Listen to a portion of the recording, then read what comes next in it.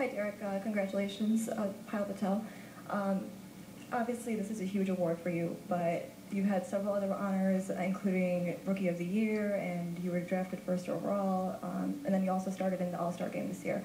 Where does this particular award rank for you? At the top. At the top is right now. This is something that you only dream about as a kid. And when I was younger, I just thought about playing in the NBA. I didn't think about playing in the All-Star game or winning Rookie of the Year. You just think about playing in the NBA. And this award right here puts me over the top, where it makes you think about, like, anything is possible. That's the mentality I came in when I came into training camp, where I set goals out, and thanks to my teammates and the coaching staff, I got there. Derrick, Rick Tallender, Chicago Sun-Times. You talked about the people and things that inspired you. Was there any one thing or person or event that told you you couldn't do something, that you wouldn't be able to do this, and that also inspired you? Yeah, probably the media. The media, of course. I'm the type of guy that feeds off of anything. I'm quiet, but I watch a lot of things. If you're around me, I watch you the whole time. So I just try to, when I came in, just try to work hard. And like I said, man, if it weren't for my teammates trusting me and giving me the confidence to go out there and play, like I said, I wouldn't be up here. Derrick, Dave Kerner, WBBM Radio. It's a who's who, of course, that has won this award. How about being the youngest winner? How do you feel about that? It's amazing. This is only my third year. And I'm still learning things about the game. Still having careless turnovers, things like that. But to get MVP at 22 years old, it makes me want to push harder, work harder, stay in the gym longer. Those are the type of things that push me, especially having this award. And I'm blessed, like I said, to be in this position right now. Michael Lee, Washington Post, right here. Derrick, I just want to talk to you just about how being the #1 pick, being in Chicago, just kind of dealing with the pressures that kind of come with that, maybe even the burden that comes with having to represent your city and represent so much at such a young age. How have you been able to handle all that, and what's helped you and what's been part of your foundation to kind of get you through, dealing with any extra stresses? Being a #1 pick is, you have your pressure with that. Playing in Chicago, it's tough, where basketball is probably the #1 sport. Well, I know in high school and things like that, that add more pressure to it, and it's a learning process where when you go out there, you're going to have some bad games, bad times, but you got to fight through it, and that's all I've been trying to do. Fight through it and stay positive, knowing that one day it's going to get better. That's the only thing that keeps me going.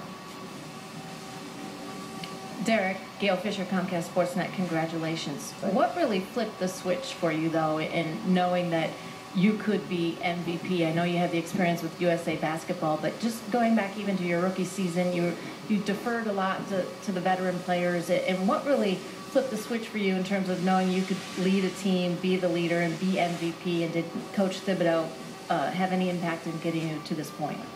Like I said, I worked hard in the summer, every single day, just being in the gym, and go back to my place and just chill there. It's paying off right now, just being a gym rat, just learning about the game and talking to BJ, just picking his mind about certain things since he played with some of the greatest players, and just trying to keep everything okay. Hey, Derrick. This is Conrad Theodore from Bulls Publications. Congratulations, first of all. Thank you. There's so much talk about your physical ability and then your work ethic. Have you surprised a lot of people around the league with your basketball IQ? I really don't know. You probably got to ask him really well. I just try to play the game hard and play smart. Tibbs and the coaching staff have been doing a great job making sure that I watch film on certain things that can put us in a better position to win games. And that's all I can do right now. Be around them, get smarter.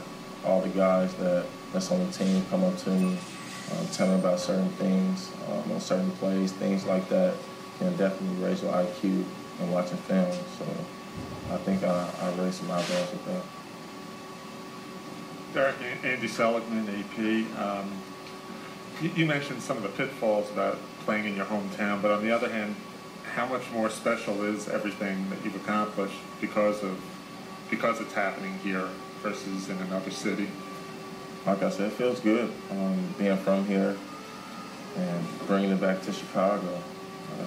I think that we deserve it. It gives the city something to brag about, and just bringing excitement back to the city. Like I said, it feels good when you go out and people are cheering for you when you walk in a restaurant. And you got some people that pay your bills, so it feels good.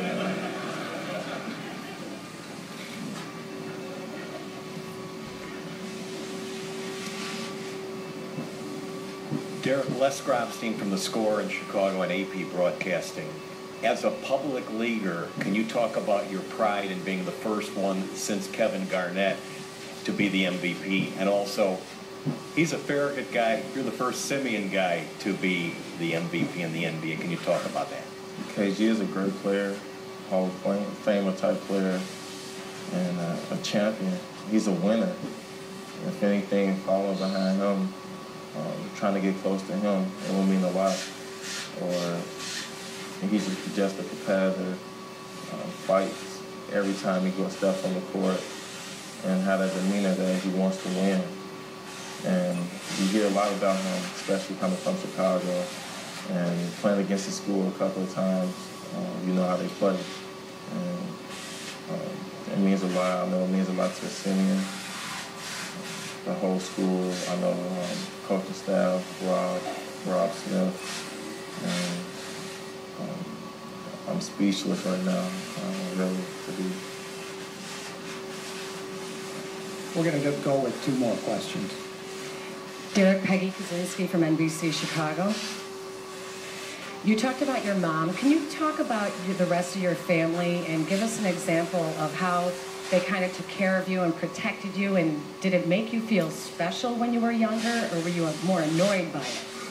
When I was younger, my family, we were real tight. My family is very small, very small. And just being around the neighborhood, my friends, my brothers, they was always around. And like I said, my biggest thing, I didn't want to get in any trouble, because I knew that my mom would find out or my brothers would find out. And I didn't want to hurt my mom's feelings or my brother's feelings about certain things. So I just tried to do everything right. And when I was in high school, they just built a wall around me where just knowing that it's all love and it will pay off soon. Hi, Derrick. Steve Leventhal, SRN. Throughout the year, you would hear chants of MVP coming from the stands, and undoubtedly they're going to be quite loud on Wednesday. How did you feel about that? It feels great. It gives us advantage, I think, especially when we're winning games. And it's nothing like being on that line, and you hear that. Especially, I'm from here, man, and it makes you feel special when you're up there, and it makes you play even harder.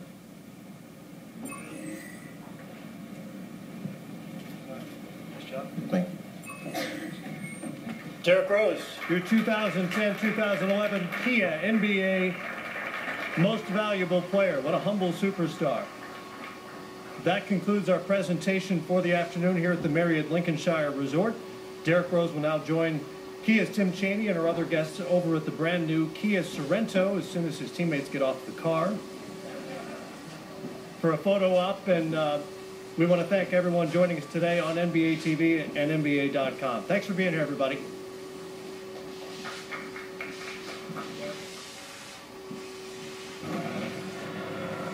Yeah, And welcome back inside our NBA TV studio.